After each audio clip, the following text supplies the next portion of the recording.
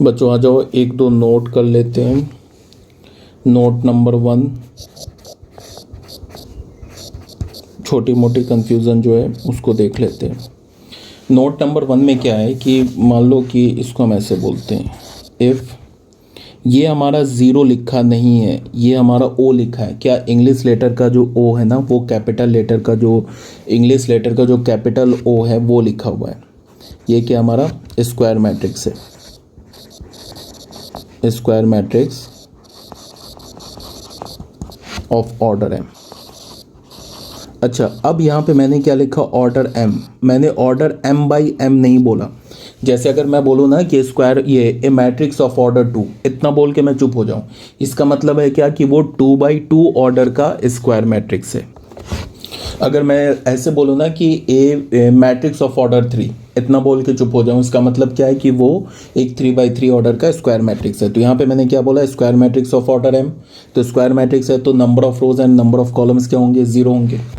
ठीक है, तो ये जो ओ है ये हमारा एक एम ऑर्डर का स्क्वायर मैट्रिक्स है। तो इसका जो डिटर्मिनेंट होगा वो किसके इक्वल होगा, 0 के इक्वल होगा। यहाँ पे ये ओ नहीं लिखा है, यहाँ पे ये 0 लिखा है। तो इसका ये मतलब है कि अगर मान लो कि हमारे पास कोई एक मैट्रिक्स है और वो स्क्वायर मैट्रिक्स है और वो साथ में नल मैट्रिक्स भी है, स्क्वायर मैट्रिक्स भी है और साथ में नल मैट्रिक्स भी है, किसी भी ऑर्डर का स्क्वायर नल मैट्रिक्स है, तो उसका जो डिटर्मिनेंट होगा वो हमेशा 0 होगा। जैसे मान लो कि एक मैंने स्क्वायर नल मैट्रिक्स ले लिया, 0 0 0 0 0 0 0 0 0 ऐसे ले लिया। ठीक है, 3/3 ऑर्डर का स्क्वायर नल मैट्रिक्स ले लिया, तो इसका जो डिटर्मिनेंट ऑफ ए होगा ना वो हमेशा 0 के इक्वल होगा। अगर मैंने एक बी मैट्रिक्स ले लिया, 2/2 ऑर्डर का नल मैट्रिक्स ले लिया, 0 0 0 0। ठीक है, तो यहाँ से क्या होगा, डिटर्मिनेंट ऑफ बी क्या होगा हमारा, 0 होगा। ठीक है, अब अगर मान लो कि एक हमने एक नल मैट्रिक्स लिया जिसको हमने कैपिटल ओ बोला, वो ले लिया क्या हमने, 0 0 0 0 0 0, ये 2/3 ऑर्डर है। तो ये क्या इम्प्लाई करेगा, डिटर्मिनेंट ऑफ ये कैपिटल ओ लिखा है ये 0 के इक्वल होगा।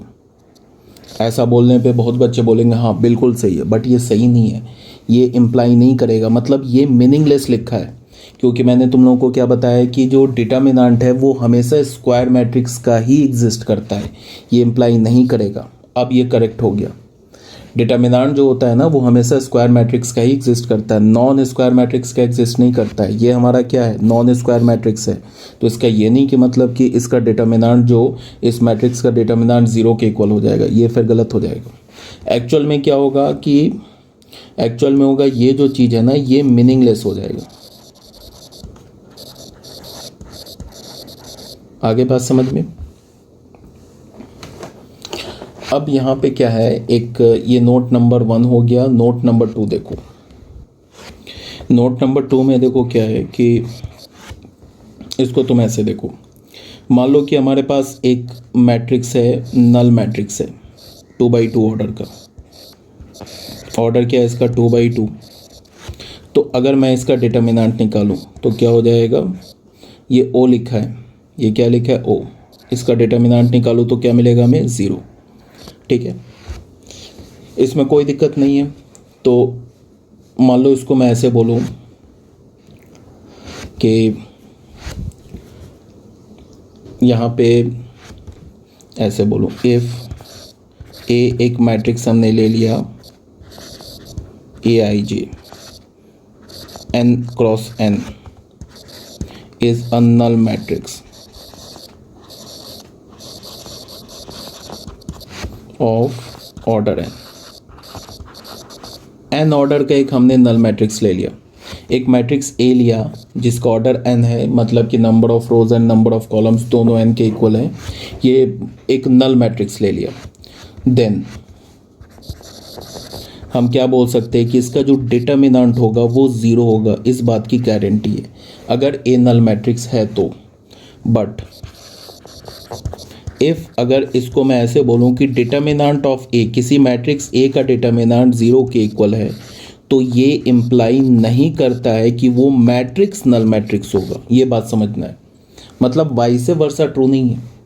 समझ में आ रही बात। अगर मैंने कोई मैट्रिक्स नल मैट्रिक्स लिया अगर मैंने कोई नल मैट्रिक्स लिया तो उसका डिटर्मिनेंट गारंटी है ज़ीरो होगा, बट अगर किसी मैट्रिक्स का डिटर्मिनेंट ज़ीरो हो रहा है तो ये गारंटी नहीं है कि वो मैट्रिक्स नल हो। फॉर एग्जांपल देखो, नहीं समझ में आया तो ये देखो, मैंने एक मैट्रिक्स ले लिया, ए मैट्रिक्स ले लिया। ए मैट्रिक्स क्या ले लिया? 1 2 0 0। ऑब्वियस सी बात है कि ये एक नॉन नल मैट्रिक्स है। नॉन नल मैट्रिक्स क्यों है? बिकॉज इसके सारे एलिमेंट ज़ीरो नहीं है, ये नॉन नल मैट्रिक्स है। अब एक अगर मैं इसका डिटर्मिनेंट कैलकुलेट करता हूँ, ये क्या हो जाएगा? 1 2 0 0। ये क्या हो जाएगा? इसको क्रॉस करेंगे तो 1 × 0 -2 × 0। ये क्या मिल गया हमें? ज़ीरो। तो इसका ये मतलब है, इसको हम ऐसे बोल सकते हैं कि डिटर्मिनेंट ऑफ ए तो ज़ीरो मिल गया, बट ये इम्प्लाई नहीं किया कि ए हमारा एक नल मैट्रिक्स है। ये क्या लिखा हुआ है हमारा? ये ज़ीरो, ज़ीरो नहीं, ये ओ लिखा हुआ है, एक नल मैट्रिक्स है। आ रही बात समझ में? तो वाइस वर्सा ट्रू नहीं है। इसका मतलब है कि अगर कोई मैट्रिक्स हमारा नल मैट्रिक्स है तो उसका डिटर्मिनेंट ज़ीरो होगा, बट अगर किसी मैट्रिक्स का डिटर्मिनेंट ज़ीरो है तो वो नल हो जाए इसकी गारंटी नहीं है। ठीक है ना बच्चों? आज जो थर्ड पॉइंट क्या है, मतलब थर्ड नोट क्या है कि if A is N E square matrix, हमारा ए क्या है? हमारा कोई भी स्क्वायर मैट्रिक्स है, देन ए, ये मैट्रिक्स जो ए है is called a singular matrix. ये मैट्रिक्स ए सिंगुलर मैट्रिक्स कब कहलाएगा? जब उसके क्रॉसपॉन्डिंग डिटर्मिनेंट ज़ीरो हो जाए। इस बात को ध्यान में रखो। मैंने कोई बोला कि ए हमारा एक स्क्वायर मैट्रिक्स है, तो ये square matrix a singular matrix कब होगा? जब उसके क्रॉसपॉन्डिंग डिटर्मिनेंट ज़ीरो हो जाए। एंड नॉन सिंगुलर कब होगा? जब डिटर्मिनेंट ज़ीरो ना हो। सिंपल सी बात है। बहुत सारे बच्चे ना null matrix and singular matrix में कंफ्यूज हो जाते हैं, बहुत सारे बच्चे। सिंपल सी है, नल मैट्रिक्स अलग चीज़ है, बिल्कुल अलग चीज़ है। सिंगुलर मैट्रिक्स अलग चीज़ है। नल मैट्रिक्स क्या होता है? नल मैट्रिक्स के सारे एलिमेंट ज़ीरो होते हैं। और सिंगुलर मैट्रिक्स नल मैट्रिक्स भी हो सकता है और नॉन नल मैट्रिक्स भी हो सकता है। एक्चुअल ऐसे तुम बोलो कि सिंगुलर, ये नल मैट्रिक्स हमेशा सिंगुलर मैट्रिक्स होगा, बिकॉज हम कोई भी नल मैट्रिक्स ले लें, उसका डिटर्मिनेंट कैलकुलेट करें तो क्या मिलेगा? अभी हम लोग जो बात कर रहे हैं स्क्वायर मैट्रिक्स की बात कर रहे हैं। कोई भी अगर मैं नल मैट्रिक्स, नल स्क्वायर मैट्रिक्स ले लूँ और उसका मैं अगर डिटर्मिनेंट कैलकुलेट करूँ तो डिटर्मिनेंट तो हमेशा ज़ीरो होगा। तो every square null matrix is a singular matrix. कोई भी स्क्वायर नल मैट्रिक्स क्या होगा? सिंगुलर मैट्रिक्स होगा। बट इसका वाइस वर्सा ट्रू नहीं है। मतलब इसको तुम ऐसे बोल सकते हो कि जितने भी स्क्वायर नल मैट्रिक्स हैं वो क्या होंगे? सिंगुलर होंगे। ये बात की गारंटी है। और सिंगुलर मैट्रिक्स किसे बोलते हैं? जिसके क्रॉसपॉन्डिंग डिटर्मिनेंट ज़ीरो हो। तो singular matrix and null matrix are different thing. जैसे मैंने यहाँ पे ए मैट्रिक्स ले लिया, ये मान लो मैंने ले लिया 0 0 0 0, ये 2/2 ऑर्डर है। ये हमारा क्या है? देन इसका डिटर्मिनेंट ज़ीरो है ना, तो ये इम्प्लाई कर रहा है A is a singular matrix. A is a singular matrix. A हमारा क्या है? एक सिंगुलर मैट्रिक्स है। किसी भी मैट्रिक्स के क्रॉसपॉन्डिंग डिटर्मिनेंट ज़ीरो तो वो सिंगुलर हो गया। ठीक है। और साथ में ए नल मैट्रिक्स भी है। अब अगर मान लो मैंने मैट्रिक्स ए की जगह बी ले लिया, बी मैट्रिक्स ले लिया, बी मैट्रिक्स मैंने ले लिया, मान लो कुछ इस टाइप का मैट्रिक्स ले लिया। चलो अभी 2/2 ऑर्डर ही लेते, 1 0 4 0, ये ले लिया हमने मैट्रिक्स। ये भी 2/2 ऑर्डर का है। अब यहाँ पे देन अगर इसका डिटर्मिनेंट बी कैलकुलेट करोगे तो ये ज़ीरो मिलेगा। This implies that B is a singular matrix. क्या है? बी हमारा एक सिंगुलर मैट्रिक्स है। आ रही है बात समझ में? बी क्या हमारा एक सिंगुलर मैट्रिक्स है। अब हमारा बी जो है is not a null matrix, not a null matrix. ये नल मैट्रिक्स नहीं है, बट ये सिंगुलर मैट्रिक्स है। अब ऐसा नहीं है कि जितने भी नॉन नल मैट्रिक्स हो जाएंगे वो सारे सिंगुलर मैट्रिक्स हो जाएंगे। अगर कोई मैट्रिक्स है जिसके क्रॉसपॉन्डिंग डिटर्मिनेंट ज़ीरो हो गया तो वो सिंगुलर होगा, और डिटर्मिनेंट ज़ीरो नहीं है तो नॉन सिंगुलर होगा। मान लो कि एक सी मैट्रिक्स मैंने ले लिया, 1 2 4 0 ले लिया, तो इसका डिटर्मिनेंट क्या होगा? डिटर्मिनेंट ऑफ सी क्या होगा? 1 × 0 - 4 × 2 क्या होगा? -8, which is not is equals to 0। तो यहाँ पे क्या होगा, C is a non singular matrix.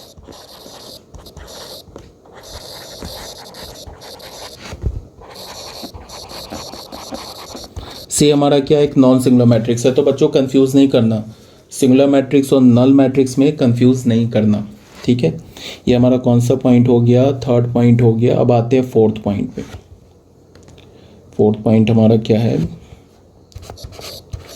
Fourth point है इफ, इसको हम ऐसे बोलें, इफ ए, कैपिटल ए ले लेते हैं, AIJ M/N is a square matrix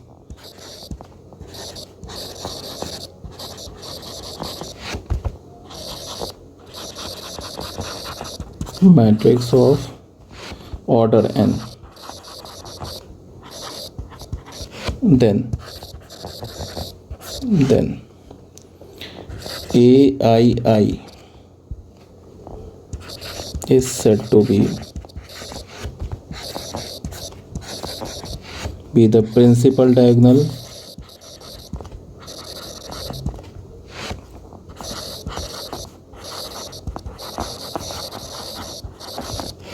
or main diagonal.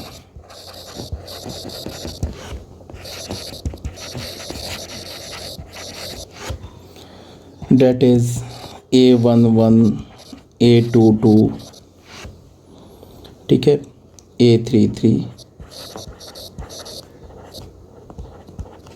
ANN are the diagonal elements.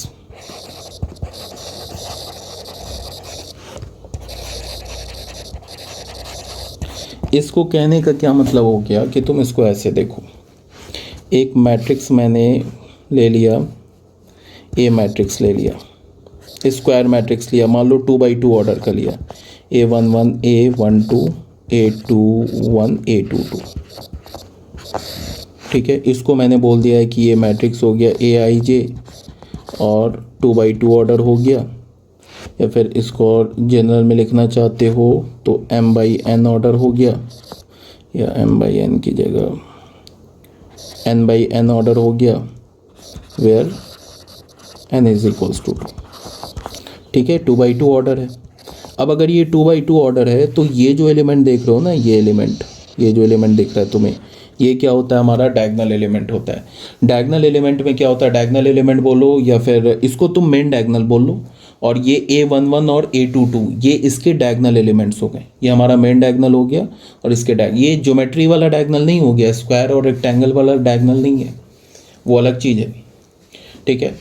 ये A11 और A22 ये दोनों इस टाइप, ये जो एलिमेंट आएंगे इसे क्या बोलेंगे हम, डायगोनल एलिमेंट बोलेंगे। और डायगोनल एलिमेंट्स कौन कौन से हैं, A11 और A22। तो जो भी डायगोनल में एलिमेंट्स लाई करते हैं उनमें number of rows and number of columns equal होते हैं, पहली बात। दूसरी बात की जो डायगोनल होता है वो सिर्फ और सिर्फ स्क्वायर मैट्रिक्स में ही एग्जिस्ट करता है, बाकी नॉन स्क्वायर मैट्रिक्स में एग्जिस्ट नहीं करता है, इस बात को ध्यान में रखोगे। मान लो एक बी मैट्रिक्स हमने ऐसे बोला, बी मैट्रिक्स हमने ले लिया ऐसे 3x3 ऑर्डर का, A11, A12, A13, A21, A22, A23, A31, A32, A33, ऐसे ले लिया। तो सबसे पहली बात की स्क्वायर मैट्रिक्स है 3x3 ऑर्डर का। तो ये जो एलिमेंट आपको दिख रहा है ना, ये एलिमेंट, ये जो एलिमेंट, इसमें जो एलिमेंट आ रहे हैं ये एलिमेंट, ये हमारे क्या हो जाएंगे, डायगोनल एलिमेंट हो जाएंगे। ये हमारा हो जाएगा क्या, प्रिंसिपल डायगोनल। ये क्या हो जाएगा हमारा, प्रिंसिपल डायगोनल।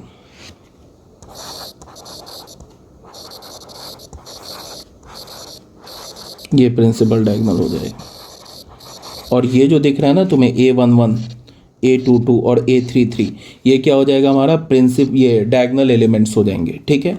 और ये डायगोनल एलिमेंट्स में क्या होते हैं, number of rows and number of columns क्या होते हैं, आपस में इक्वल होते हैं, इस बात को याद रखना। और जो ये डायगोनल किस में एग्जिस्ट करता है, सिर्फ और सिर्फ स्क्वायर मैट्रिक्स में, ये बात को भी याद रखना। फिफ्थ पॉइंट क्या है, फिफ्थ पॉइंट को तुम ऐसे बोल सकते हो, द एलिमेंट्स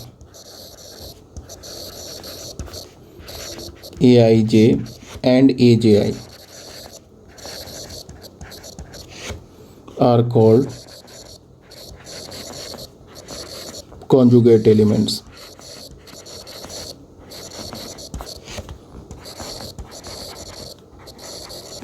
ये क्या कहलाते हैं? ए आई जे एंड ए जे आई, ये आपस में क्या कहलाते हैं?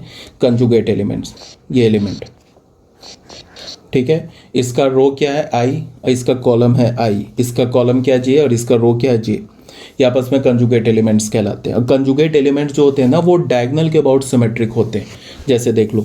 और कंजुगेट एलिमेंट्स कहाँ किस में पाए जाते हैं, मतलब किस में मिलते हैं? कंजुगेट एलिमेंट्स सिर्फ और सिर्फ स्क्वायर मैट्रिक्स में ही मिलते हैं, इस बात को याद रखना, नॉन स्क्वायर मैट्रिक्स में नहीं मिलते हैं, पहली बात। दूसरी बात क्या है कि जो कंजुगेट एलिमेंट्स होते हैं वो डायगोनल के अबाउट सिमेट्रिक होते हैं। कैसे, तुम देख लो यहाँ पे, ये हमारा क्या है? 3x3 ऑर्डर का एक डायगोनल मैट्रिक्स है। इसका कंजुगेट एलिमेंट ये मेन डायगोनल हो गया। इसका पहला कंजुगेट एलिमेंट क्या मिल गया? A21, और दूसरा कंजुगेट एलिमेंट देख लो डायगोनल के अबाउट सिमेट्रिक, A12। फिर ये हमारा एक कंजुगेट एलिमेंट A31 का कंजुगेट क्या हो गया? A13, ये भी डायगोनल के अबाउट सिमेट्रिक है। फिर A23 का कंजुगेट क्या हो गया? A32, ये भी डायगोनल के अबाउट ये सिमेट्रिक है। तो जो भी कंजुगेट एलिमेंट्स होते हैं वो कहाँ मिलते हैं? स्क्वायर मैट्रिक्स में। और कंजुगेट एलिमेंट्स क्या होते हैं? वो डायगोनल के अबाउट सिमेट्रिक होते हैं। ठीक है, और दूसरी बात अगर मैं तुम्हें बोलूं कि जो डायगोनल के एलिमेंट्स होते हैं वो खुद के कंजुगेट होते हैं। A11 कंजुगेट हमें कैसे निकालते हैं? अगर मैं तुम्हें बोलूं कि A21 का कंजुगेट निकालो, इस एलिमेंट का कंजुगेट निकालो, तो तुम क्या करोगे? इसके रो और कॉलम को आपस में इंटरचेंज कर दोगे, यही करोगे ना। तो A21 का क्या आ जाएगा? A12, A31 का क्या आ जाएगा? A13। और ये जो डायगोनल एलिमेंट्स जो होते हैं, डायगोनल प्रिंसिपल डायगोनल में जो एलिमेंट्स होते हैं ये खुद के कंजुगेट होते हैं। क्यों? बिकॉज A11 इसमें रोज और कॉलम को आपस में इंटरचेंज करोगे तो A11 का क्या मिलेगा? Again A11। तो डायगोनल के जितने भी एलिमेंट्स होते हैं वो खुद के कंजुगेट होते हैं। तो चलो एक रिमार्क लिख लो, यहाँ पे लिख लो, elements on the principal diagonal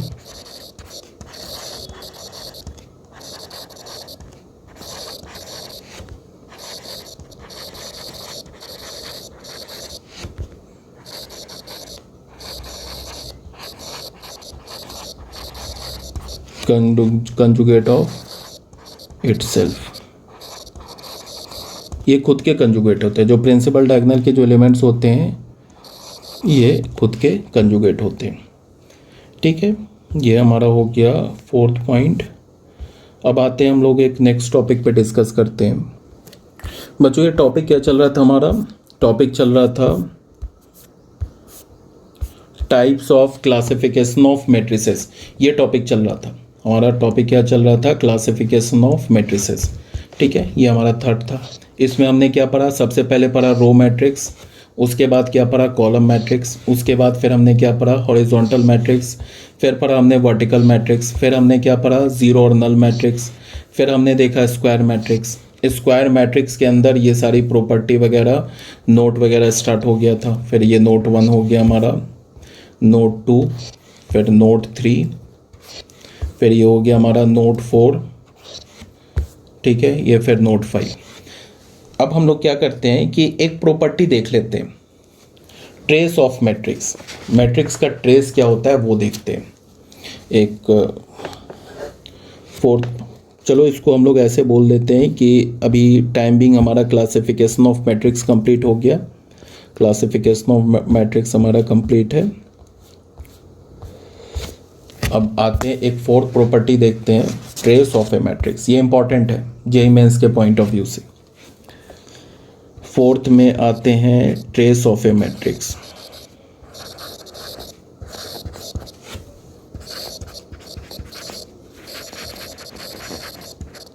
किसी भी मैट्रिक्स का ट्रेस क्या होता है? ठीक है, ट्रेस को हम ऐसे लिख सकते हैं। पहले ट्रेस को ऐसे लिखें, sum of all the diagonal elements.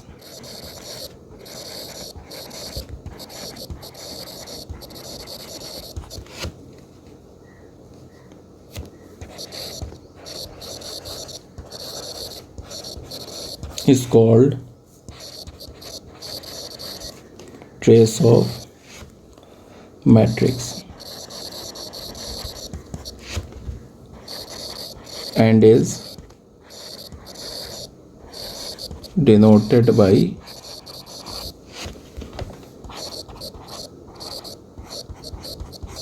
Tracing.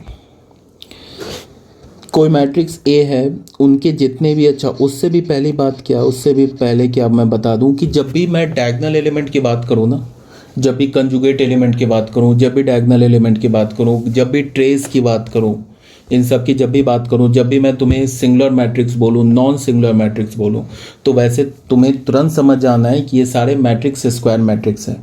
Because singular matrix square matrix का एग्जिस्ट करता है, नॉन सिंगुलर मैट्रिक्स भी स्क्वायर मैट्रिक्स का एग्जिस्ट करता है, फिर उसके बाद ट्रेस भी स्क्वायर मैट्रिक्स का एग्जिस्ट करता है, डायगोनल भी स्क्वायर मैट्रिक्स का एग्जिस्ट करता है। तो जब भी ट्रेस हो गया, डायगोनल हो गया, जब भी बात करूं तो बिना बोले तुम्हें समझ जाना चाहिए कि ये क्या है, ये सारे स्क्वायर मैट्रिक्स हैं। ठीक है, अब ट्रेस में क्या मैं बोल रहा हूँ कि ट्रेस में कि sum of all the diagonal elements, तो डायगोनल एलिमेंट, जहाँ डायगोनल की बात हुई तो फिर क्या हो जाएगा, वो स्क्वायर मैट्रिक्स हो जाएगा। बिकॉज नॉन स्क्वायर मैट्रिक्स में डायगोनल एलिमेंट एग्जिस्ट ही नहीं करता है। तो इसमें क्या, sum of all the diagonal element is called a trace of A matrix. किसी भी स्क्वायर मैट्रिक्स के सारे डायगोनल एलिमेंट को अगर तुम ऐड कर दोगे तो वो उस मैट्रिक्स का ट्रेस हो जाएगा।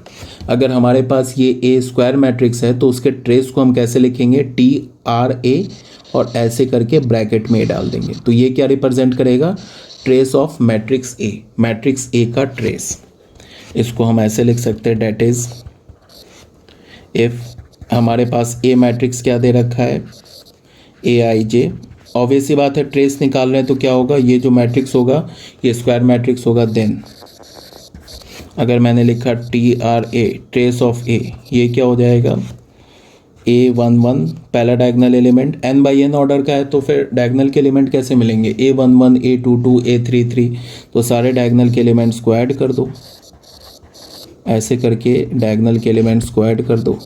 सेकेंड लास्ट क्या होगा, AN-1, N-1 प्लस ANN, ये कर दो। इसको तुम ऐसे भी बोल सकते हो समेसन के फॉर्म में, I is equals to 1 to n, AI बोल लो, या फिर ऐसे बोल लो, I is equals to 1 to n, AJJ बोल लो, और यहाँ पे बट यहाँ पे J डालना होगा। ये ट्रेस का हो गया। ठीक है, एक एग्जांपल देख लो। ऐसे ना हम लोग ट्रेस को ना फिर डिटेल से पढ़ेंगे आगे, इसकी कुछ प्रॉपर्टीज़ भी है जो कि special type of square matrix के लिए वैलिड है, लाइक आइडेंटिटी मैट्रिक्स हो गया, फिर ट्रांसपोज ऑफ ए मैट्रिक्स हो गया, तो उसको आगे पढ़ेंगे। बट अभी टाइम बीइंग ट्रेस ऐसे समझ जाओ कि प्रॉपर्टीज़ बाद में देखेंगे ट्रेस का। एक दो सिंपल जो बेसिक प्रॉपर्टी है वो बता दूंगा, बाकी जो इसकी इंपॉर्टेंट प्रॉपर्टी है वो आगे देखेंगे हम लोग डिटर्मिनेंट चैप्टर में। ठीक है, तो पहले तो एग्जांपल देख लो। अगर मान लो इफ़ ए हमारे पास एक मैट्रिक्स दे रखा है 1 4 3 2 8 9 -1 0 एंड 4, 3/3 ऑर्डर है, डायगोनल एलिमेंट क्या है 184। तो अगर मैं बोलता हूँ TRA, ट्रेस ऑफ ए, तो ये क्या हो जाएगा 1 + 8, मान लो इसको -4 बोल दिया, तो 1 + 8 - 4 क्या हो जाएगा 5। तो ट्रेस ऑफ ए क्या मिल गया हमें 5। ठीक है, ये हो गई बात। प्रॉपर्टीज़ देख लो, बस मेन जो इसकी इम्पॉर्टेंट प्रॉपर्टीज़ है वो आगे देखेंगे हम लोग डिटर्मिनेंट चैप्टर में। एक दो छोटे मोटे प्रॉपर्टीज़ देख लो, याद अगर रख सकते हो तो। फर्स्ट प्रॉपर्टी क्या है कि अगर मैं किसी दो मैट्रिक्स के सम का ट्रेस बोलूँ, अब तुम बोलोगे कि ये कहाँ से आ गया, दो मैट्रिक्स का सम कहाँ से आ गया, तो इसको भी याद रखो कि दो मैट्रिक्स का जो सम एग्जिस्ट करता है वो क्या क्या होगा, उसको आगे हम लोग नेक्स्ट 2-3 वीडियो लेक्चर के बाद देखेंगे। तो अभी तुम प्रॉपर्टी याद कर लो, ट्रेस ऑफ A + B, दो मैट्रिक्स के सम का ट्रेस लो या दोनों मैट्रिक्स के अलग अलग ट्रेस को लेकर ऐड कर दो, इक्वल होगा। प्रॉपर्टी इंपॉर्टेंट है, ये प्रॉपर्टी JEE मेंस में डायरेक्ट यूज़ होता है, तो ये याद रखना। अभी तो प्रॉपर्टी टाइमिंग याद कर लो, इसी को जनरलाइज हम ऐसे भी बोल सकते, A1 ± plus A2 + A3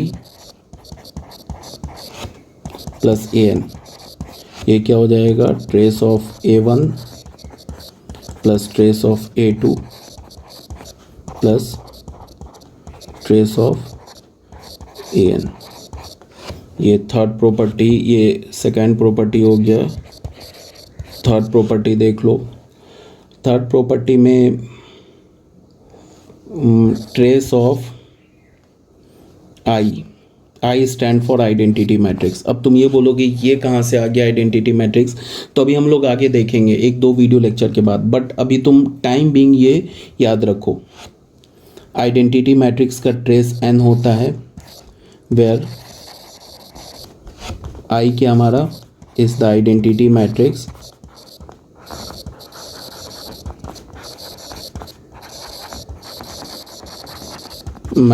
of order n। ये बहुत ऑब्वियस सा रिजल्ट है, मतलब इसमें कोई याद रखने वाली बात नहीं। जब आप आइडेंटिटी मैट्रिक्स पढ़ोगे ना तो आप खुद ही, मतलब ये याद करने रटने वाली बात नहीं है।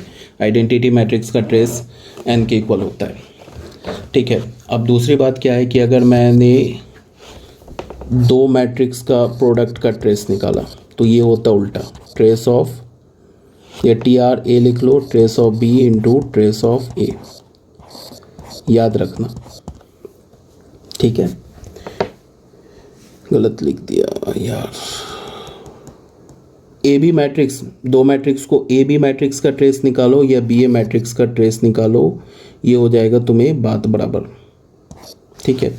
इसी को थोड़ा 3 पर जनरलाइज कर सकते हो। ABC का ट्रेस निकालो या ट्रेस, TR से भी काम चल जाएगा, ट्रेस निकालो CAB का निकालो या ट्रेस निकालो तुम BCA का निकालो। इन सब का ट्रेस क्या होगा, आपस में इक्वल है। और यहाँ कंडीशन क्या है, बार बार बोल रहा हूँ, ट्रेस निकाल रहा हूँ, इसका मतलब जो भी मैट्रिक्स मैं यूज़ कर रहा हूँ वो सारे मैट्रिक्स क्या है, वो सारे मैट्रिक्स स्क्वायर मैट्रिक्स हैं। फिफ्थ में एक देख लो छोटा मोटा प्रॉपर्टी, ट्रेस, किसी मैट्रिक्स को एक के स्केलर से मल्टीप्लाई करके ट्रेस निकालो तो एक के बाहर आ जाता है, ट्रेस ऑफ ए। ये सब देख लेना, आगे जब हम लोग करेंगे ना उसमें क्लियर हो जाएगा। सिक्स प्रॉपर्टी क्या है, ट्रेस ऑफ, अगर मैं बोलूँ ए मैट्रिक्स पे पावर टी, ट्रांसपोज ऐसे लेते हैं, टी भी लेते हैं पावर, ऐसे भी पावर ले सकते हैं ट्रांसपोज का, और ऐसे डैश भी लेते हैं, हिट ट्रेस ऑफ ए। अब तुम बोलोगे ना कि ये सब कहाँ से आ गया, ये ट्रांसपोज कहाँ से आ गया, ये सब तो अभी भूल जाओ, रट सकते हो तो रट जाओ। जब अभी हम लोग ट्रांसपोज पढ़ेंगे, ये सब मैट्रिक्स को मल्टीप्लाई कैसे करते हैं, मैट्रिक्स को ऐड कैसे करते हैं, तो दोबारा आके देख लेना।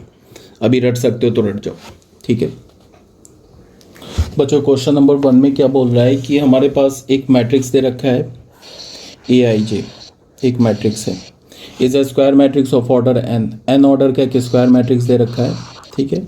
और उसका फॉर्मूला दे रखा है, मतलब उस मैट्रिक्स के डिफरेंट एलिमेंट्स के निकालने का ये फॉर्मूला दे रखा है।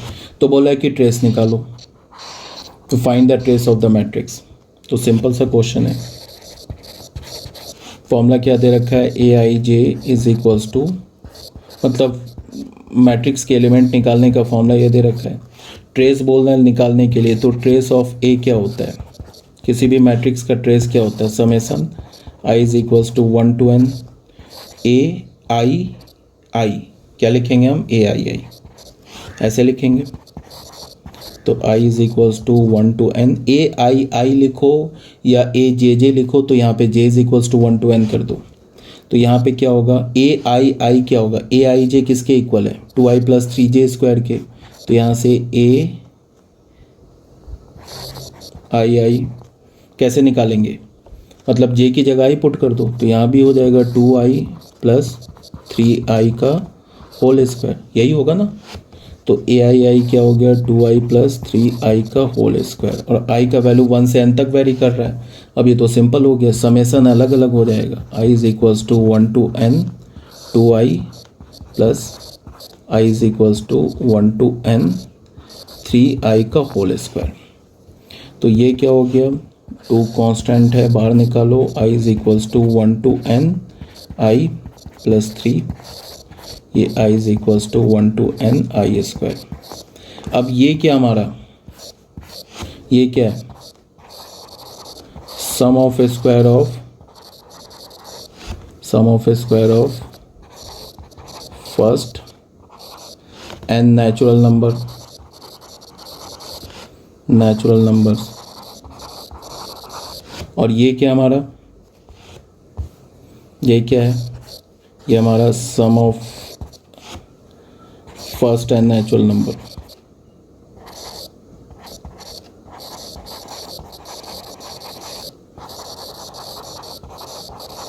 यही है ना। अब ये तो हम लोग एपी से जानते हैं, sum of square of first n natural number क्या होता है, मतलब कि k is equals to 1 to n k square means 1 square 2 square plus n square. इसका वैल्यू क्या होता है, n इंटू एन प्लस 1। इस दोनों को ऐड कर दो ब्रैकेट को और ये, तो ये क्या हो जाएगा 2n plus 1/6 sum of square of first N natural number. और यहाँ पे क्या होता है sum of N natural number, ये क्या हो जाएगा 1 plus 2 plus dot dot n। ये क्या होता है n into N plus 1/2। But कुछ नहीं हो गया, यहाँ पे आंसर कर दो, यहाँ पे डाल दो। इसकी जगह क्या डालोगे, यहाँ पे इसकी जगह डालोगे 2n into N plus 1/2 plus 3। यहाँ क्या डालोगे n into N plus 1 2n plus 1/6। दोनों से कॉमन क्या लोगे n इंटू एन प्लस 1/2। तो यहाँ पे क्या बच जाएगा, यहाँ पे एक 2 बचेगा और ये 3 2 ज़ा 6 है एंड तो ये बच जाएगा 2n प्लस 1। तो ये हो गया हमारा, क्या होगा 2n प्लस 3 तो n इंटू एन प्लस 1, ये हो गया 2n प्लस 3/2। ये हमारा आंसर हो गया, ठीक है ना, ये हमारा आंसर हो गया। यही बोल रहा था ना ट्रेस निकालने के लिए। तो ट्रेस को हम लोग दोबारा मतलब पढ़ेंगे आगे डिटर्मिनेंट में, और या तो इसी चैप्टर में करेंगे।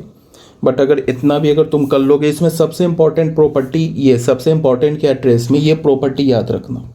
बस अगर तुमने इतनी प्रॉपर्टी, ये मैंने सारे प्रॉपर्टीज़ लिख दी, मैंने बोला था ना कि बाद में पढ़ाऊंगा नहीं, बट मैंने सारे प्रॉपर्टीज़ लिख दी। ये फर्स्ट प्रॉपर्टी हो गया, सेकंड, ये सारे प्रॉपर्टीज़ रट जाओ। अब बहुत ऑब्वियस सी बात है, रटने की भी ज़रूरत नहीं है।